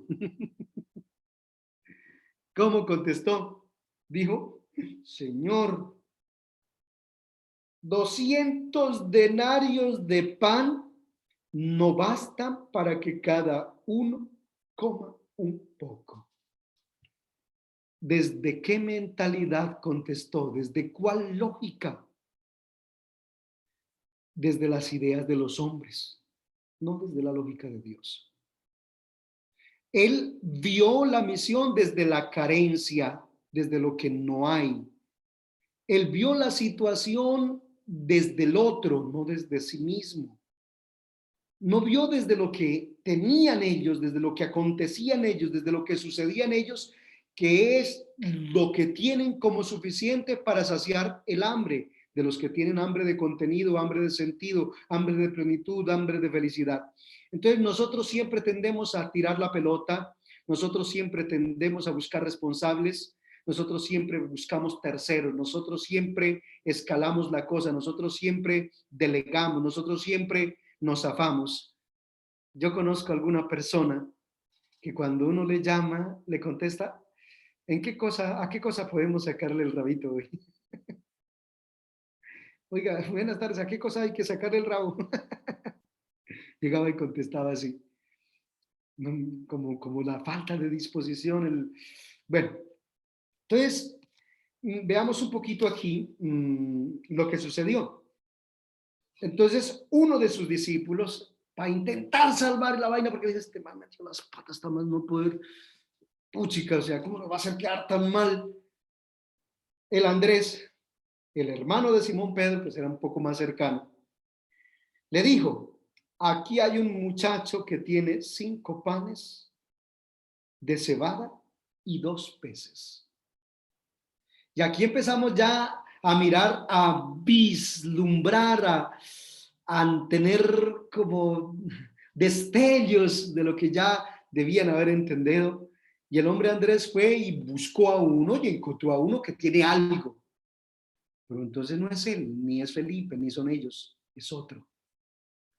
Y entonces 5 panes y 2 peces son un número simbólico. 5 panes y 2 peces, el número 7, ¿qué significado tiene en el ámbito teológico? El número 7. Plenitud. Totalidad, plenitud. Perfección. Perfección. O sea, aquel niño, aquel joven que no tiene nombre, niño o joven, es decir, poco significante, aquel que prácticamente no cuenta, aquel que es de alguna manera un cero a la izquierda, tiene algo.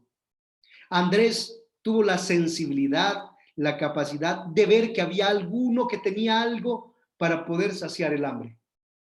Pero vuelve y mete las patas el Andrés. Miren, fíjense, verá. Lean, por favor.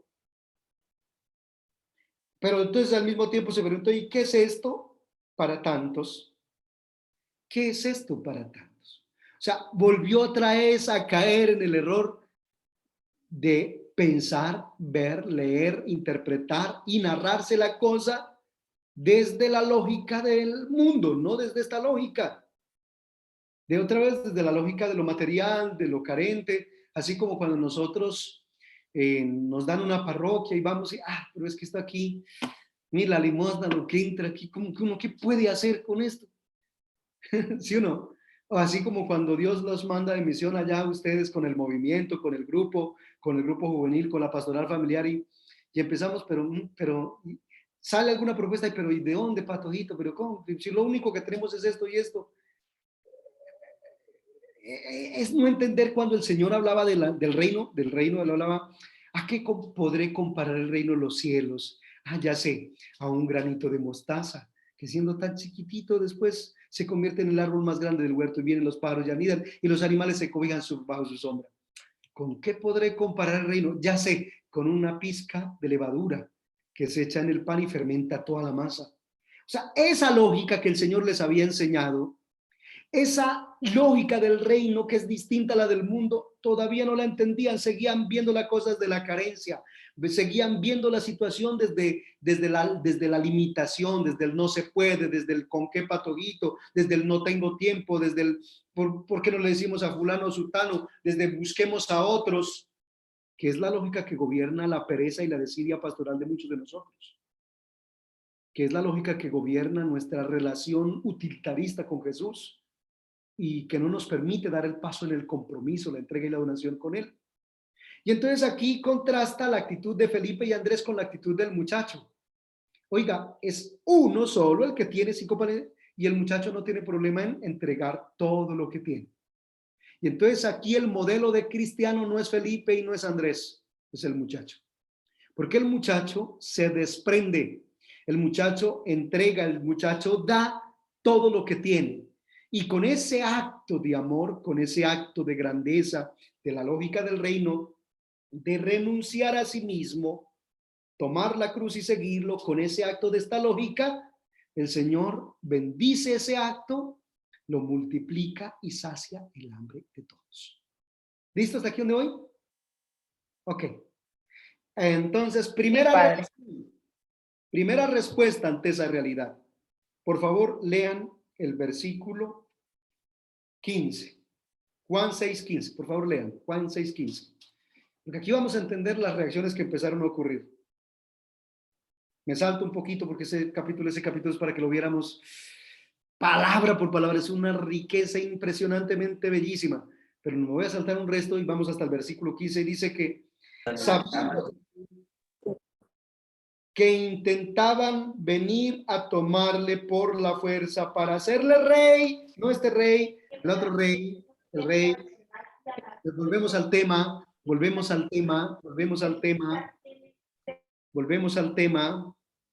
para hacerle rey, pero no este rey, obviamente, para hacerle rey, el rey que tenía en la cabeza a Pedro, el rey que tenía en la cabeza a Judas, el rey que tenía en la cabeza a los judíos, los fariseos. Entonces el Señor se les escabulló, salió corriendo, se les peló, se fue. ¿Y para dónde se fue? Para el monte. Subió de nuevo al monte. Y aquí ocurrió lo que normalmente ocurre cuando no entendemos ni esto ni esto. ¿Qué ocurrió con toda la plaga que estaba ahí? ¿Qué ocurrió con los discípulos? Primero, no subieron al monte con él. Segundo, se devolvieron para las barcas, se subieron a sus barcas y se largaron. Se fueron para la otra orilla de donde se habían venido. Es prácticamente, no nos interesa su cuento, no nos interesa. Nosotros queremos seguir en nuestro cuento, queremos seguir en nuestra lógica.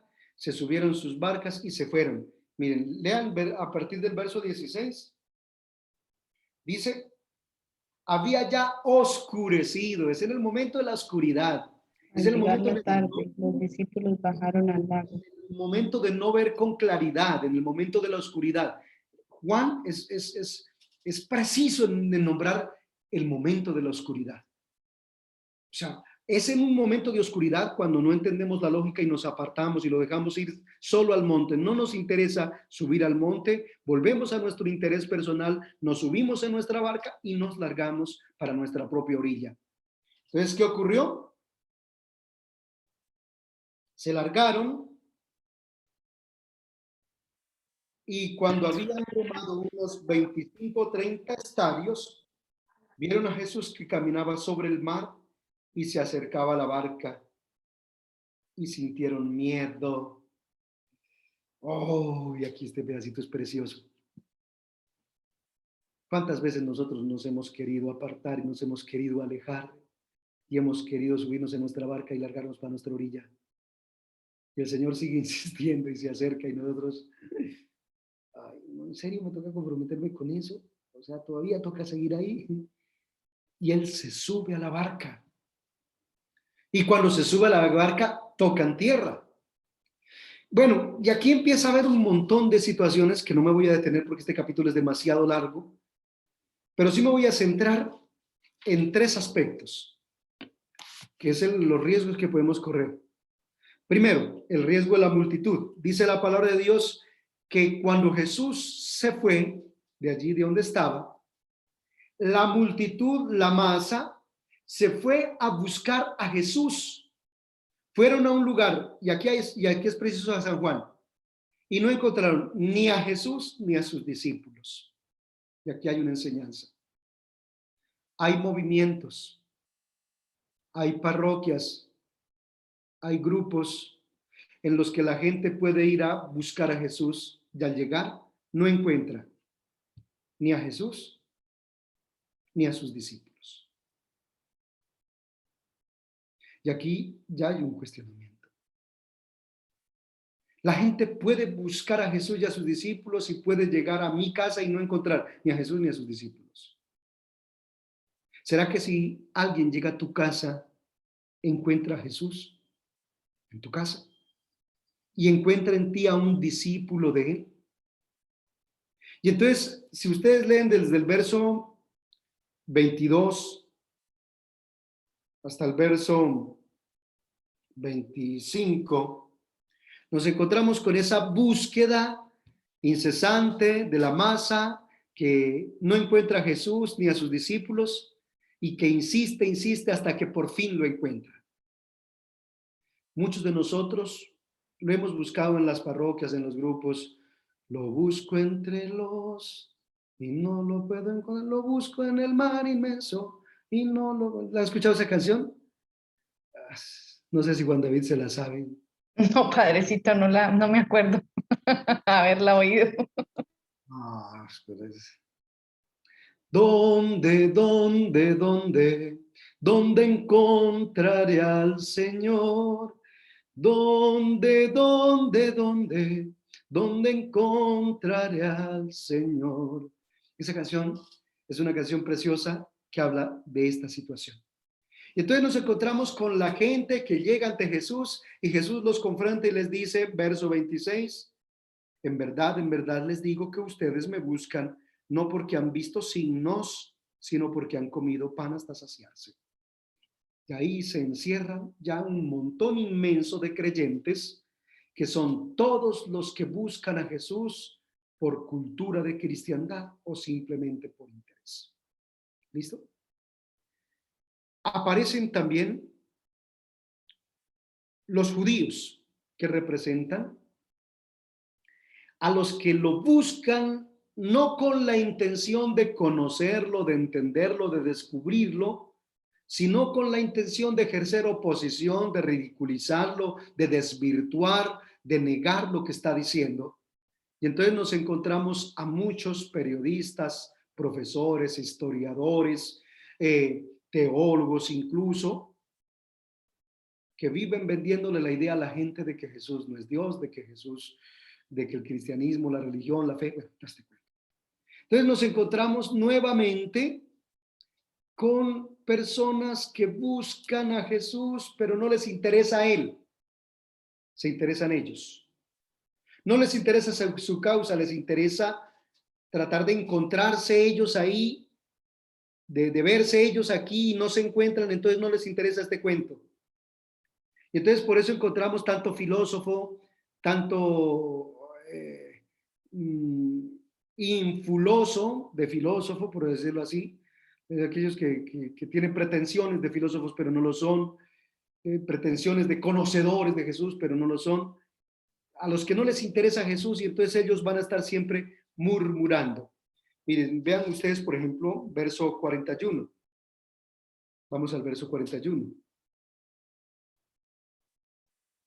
Los judíos murmuraban de él porque habían dicho, yo soy el pan que ha bajado del cielo. Y aquí aparece ya el primer aspecto de la cristología que determina en gran parte,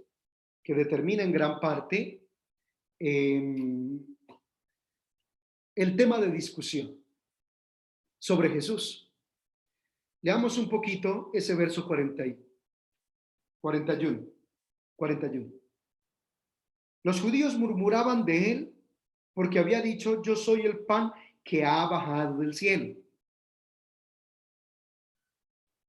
El primer aspecto que más cuesta a la fe de los seres humanos es el tema de la venida de Dios a la naturaleza humana. Es el tema de que Dios se haya hecho hombre, de que Dios haya bajado del cielo y se convierta en alimento.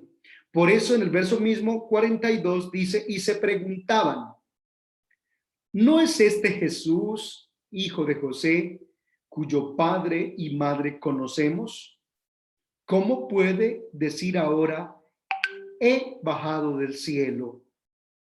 He bajado del cielo.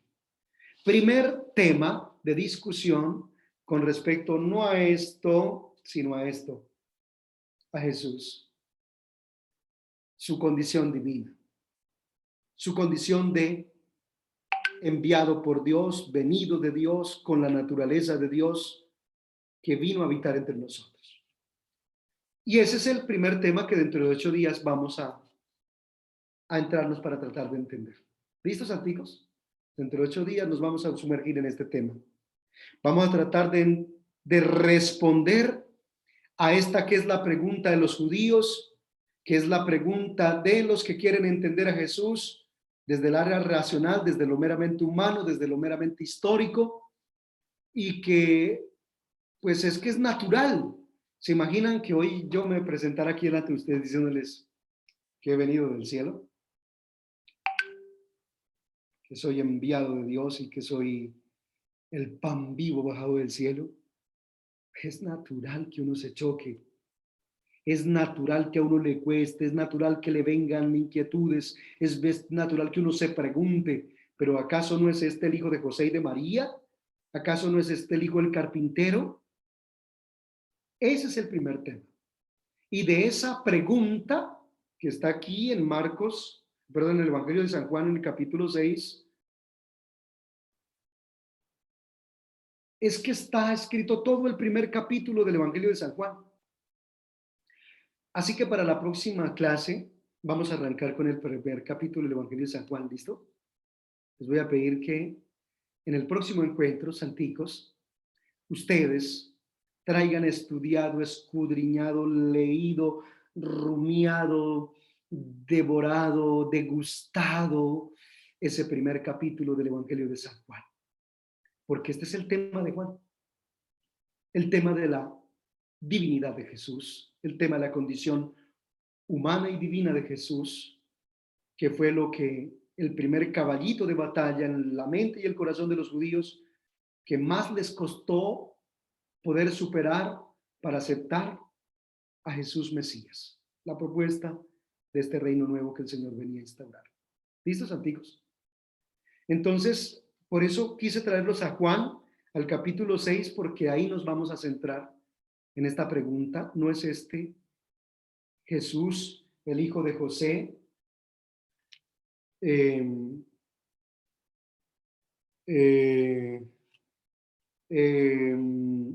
cuyo padre y madre conocemos? ¿Cómo puede decir ahora, he bajado del cielo? ¿Cómo puede decir ahora, he bajado del cielo? Segundo elemento, versículo 52. Vayan al versículo 52 de Juan. Ahí aparece otra pregunta. Otra vez los judíos. Discutían entre sí los judíos, ¿cómo puede éste darnos a comer su carne? Y entonces es que aquí, ¿por qué discutían? Porque el versículo 51 Jesús les ha dicho, yo soy el pan vivo bajado del cielo, yo soy el pan que ha bajado del cielo. Si uno come de este pan, vivirá para siempre. Ojo, y el pan que yo le voy a dar es mi carne. El tema de la carne. Y el tema de que esa carne se ofrece, se entrega, se da para la vida del mundo. Este versículo es totalmente determinante para lo que sigue dentro de 8 días. ¿Listo, queridos?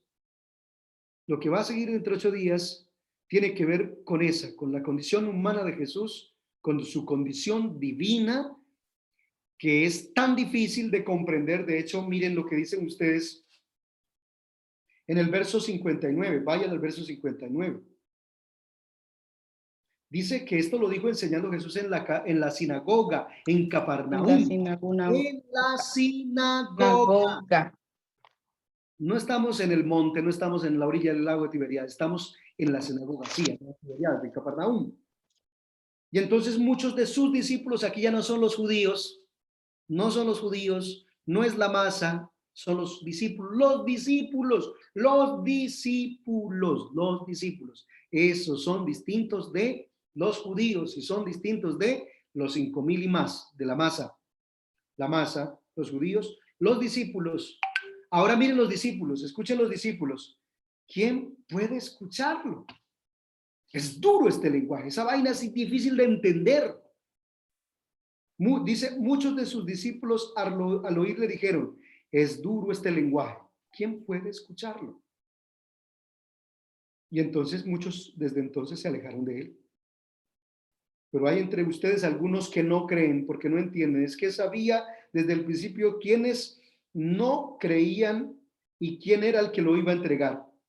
Por eso les he dicho que nadie puede venir a mí si no se lo concede el Padre. Y aquí vamos a entender que mucho de lo que vamos a analizar la próxima semana tiene que ver con la fe. Y tiene que ser por la fe para poder entenderlo. Es revelación de Dios, supera la razón, va mucho más allá de nuestra razón, por lo cual se requiere del don precioso de la fe para poder entender.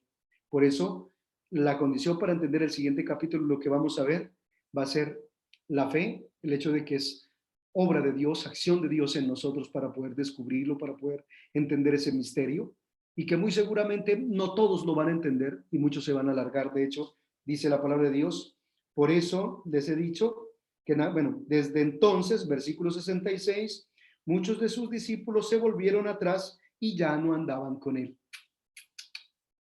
Ahí está, mis queridos. No todos lo van a poder entender. Esto es don de Dios, es regalo de Dios. ¿Listo? Así que no se afanen. Oren mucho para que lo podamos entender. Oren a Dios por mí para que yo pueda ayudárselos a entender. Y pídanle a Dios a ustedes para que ustedes lo puedan entender, ¿listo? Porque si no, vamos a salir fritos. Entonces, requerimos de la acción de Dios, del Espíritu Santo, de la disposición de nuestro corazón para poder entender. ¿Listo, queridos? Y aquí los dejo, mis queridos. Padre, muchísimas gracias. Entonces nos queda de tarea repasar todo el capítulo 6 hoy, que lo miramos casi todo, y leer el primero. Capítulo 1, señora Sandra. Por eso, pero debemos repasar el 6 y leer muy bien el 1. Para ir, repasemos lo que vimos hoy y preparemos el próximo. No, señora Sandra. ¿Cierto que sí? ¿Sería así, padre? Sí, háganme un favor, déjense ver las caritas para hacer una captura de pantalla por aquí, por favor. No sean así, no sean así. Padre, muchas gracias. Eso, muchas gracias a ustedes. Pero hago por aquí unas capturitas de pantalla. Padre, muchas gracias. Con mucho gusto. Padre, muchas gracias, que Dios lo bendiga. Chao, Dios los bendiga y les sacrifique. Buenas noches. Muchas gracias. Muchas gracias, Padre. Saludos desde Honduras. Muchas bendiciones. Muchas gracias, Padre William. Padre, usted habla las cosas muy claras. Muchísimas gracias, Padre. Con mucho gusto, Santiago. Padre, un Buenas bendecido noches para todos. descanso. Bendiciones. Un bendecido descanso, Padre. Amén. Muchas gracias. Y nos queda viendo la bendición de esta noche, Padre. Padre, yo le iba a decir que termináramos con la bendición Sí. y una canción de David, Es que pero empezamos dije, con bueno, este- dejemos la captura.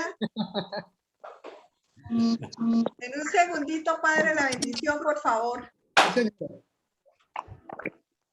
Amoroso y misericordioso, te bendecimos, te alabamos, te glorificamos, te damos gracias por habernos regalado este espacio, este momento. Te bendecimos por Renova Más. Te bendecimos por cada una de las personas que están posibilitando de alimentarnos en la fe y todo lo colocamos en tus manos para que con lo que hagamos y digamos te podamos glorificar a ti que vives y reinas por los siglos de los siglos. Amén. Que el Señor esté con ustedes y que la bendición de Dios Todopoderoso, Padre, Gracias, Padre. Amén. buenas noches para todos y les bendiga. Amén. Padre. Gracias. Buenas noches para Dios los todos. bendiga a Gracias, todos. Padre. Gracias, Padre. Igualmente. Feliz descanso. Bueno, feliz noche para todos. Chao, pues. Gracias, Sandrita, lo mismo. Mucho gusto. Gracias a ustedes por acompañarnos. Bendiciones, muchas gracias. Chao, pues, nos vemos Amén. en 8 Bendiciones días. para ustedes también. Nos vemos en 8 días. Chao. Gracias, Padre William. Feliz noche para todos. Con mucho gusto.